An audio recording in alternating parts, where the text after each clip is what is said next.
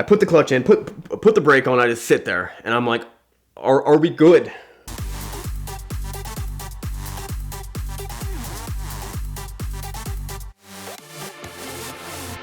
Up until this point of me being 32 years old, I had never paid more than $4,000 for a car, but I had owned 60 vehicles.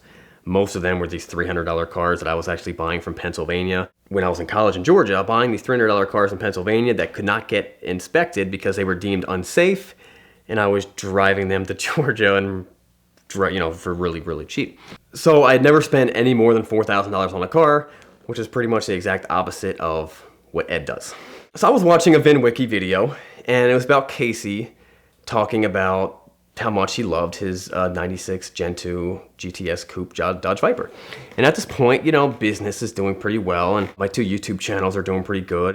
And I'm thinking, okay, I can afford this. So I talked to my financial advisor, and I'm like, is this crazy? I'm thinking about buying a Dodge Viper, and I'm gonna make some videos with it. I'm gonna enjoy it, but then I'll sell it, and if I make a couple bucks, break even, or even lose a couple bucks, that'll be fine. It'll be some good hype for the YouTube channel. I watched Casey's videos. He's just talking about how awesome this car is and how they're going up in value and how beautiful they are and how it was one of his dream cars when he was a kid, and it was one of my dream cars too. I had the poster on my wall and how they're pretty easy to fix. Jay Leno says you can fix them with a hammer, and it's still a Dodge, and probably most places can fix it. All these cool things, and I'm like, man, that's exactly what I want. That's a cool car. I can get it. And they also mentioned how you can get them for between $30,000 and $50,000. That's pretty good bang for your buck, especially for a car that's going up in value. You can buy a brand new Honda Accord for probably more than what I paid for this Dodge Viper, but it's only going down in value. You could buy an old Dodge Viper, and it's potentially going up. So I'm looking around for a Dodge Viper, and I realize, okay, I want the 96. That's the year everyone wants, and I want low miles. Of course, I want the blue with white stripes,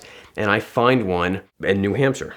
And it was the daughter of the guy who owned it was selling it because he passed away. He passed away a couple years ago, so sat in her garage for a couple years. And the local Viper Club of New Hampshire owner, the guy who managed or owned the Viper Club, he would come by and he would start it up and he would drive it around a little bit, just make sure everything was running and wasn't just rotting out. They were asking $45 for it, and I did some what they call shrewd negotiating, and I tried to get it for $30, and we went back and forth. And something that I realized from buying hundreds of motorcycles and a lot of cars is that one of the most important things about negotiating is building a rapport with someone.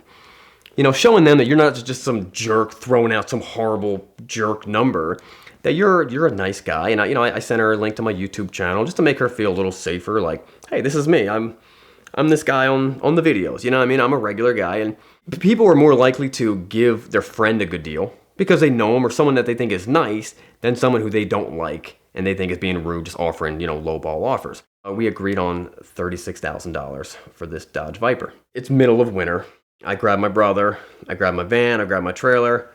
We start driving up to New Hampshire. If anyone knows anything about New Hampshire, it's always snowing in New Hampshire. So we go up there. It's about a 10-hour drive, and it's looking really bad. It's actually snowing at the point that we show up there. And it's a really, really narrow driveway. It's a 1-lane road that goes to multiple houses. So I pull up, I kind of finagle my van in a way that I think I might be able to pull the car up onto it. At this point, I'm blocking the entire street. We do the deal, everything looks good. The Viper looks good. I've never driven a Viper before because no one's gonna let me drive their Viper. Pay her the money, and I get the title, and I back the car up down the driveway. Now we're at this point, it's like freezing rain, and we're about 2 inches of snow on the ground. I'm backing this thing up, and I'm lining it up with my trailer. Well, I've got a buggy trailer, and the ramps look about like this, and they instantly were touching the bottom of the Viper. I didn't know how the Dodge Viper sits like this far off the ground. So I had planned for this. I had some motorcycle ramps that I use that I was gonna take apart. They're about 8 feet long, and I was gonna put them on both sides to kind of step up the ramp. It's kind of sketchy, but what are you gonna do? And I'm horrified. This is more money than I've ever paid for any car times 10 in my lifetime. And I'm gonna attempt to load this thing up with my brother in snow while it's freezing rain with no help. And knowing full well that if this doesn't work out, if this thing falls off the trailer or something, there's no one's gonna help me out. You know what I mean? I'm done. I will have ruined the car. I don't know what I'm gonna do. The Dodge Vipers are pretty torquey. I think they're rated like 490 foot-pounds of torque. You know, from brand new, I actually had my dyno at 406 horsepower, 460 foot-pounds of torque to the wheels, and I didn't use the gas. I'm just easing off the clutch. It's rolling up there. It's going up. It's almost touching the front bumper, but it clears it.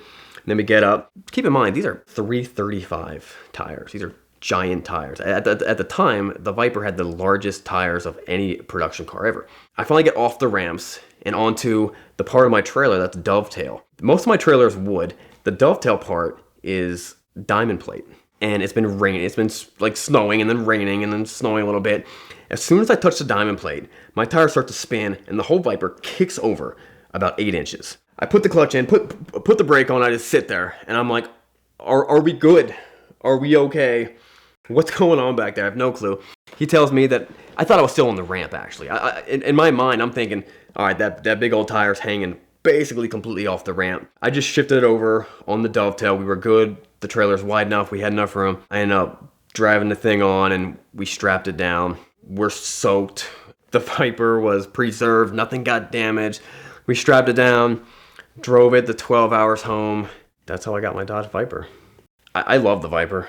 It was a blast. It was a blast to drive. One of the coolest things about the Viper is you get tons of looks in this thing. Now, when you're driving a Corvette or something else, everyone's got a Corvette. It's no big deal. When you're driving a Viper, you know, you're driving down. You got guys, you know, giving you thumbs up, and you know, people are stopping you about it. And I mean, because the Viper, the style really hasn't changed that much. You know, you can tell a Viper from, you know, all the Vipers, they still look like a Viper. No one really knows what year it is. I had a great time driving it. It was just a lot of fun. It was just fun owning it. A fun car to own. It's been very cheap. Very cheap and it's actually been a very reliable car. So, to make a long story short, Casey was right. Dodge Viper, second gen Dodge Vipers are awesome. I have decided to sell it, mainly because I opened up that door where you buy more expensive cars. And then since the Viper, I bought a Ariel Atom 2.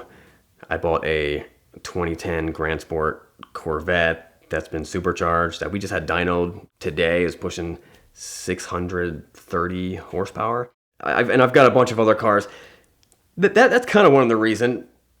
The Viper felt super fast when I first got it. Compared to my Corvette, it does not feel fast at all.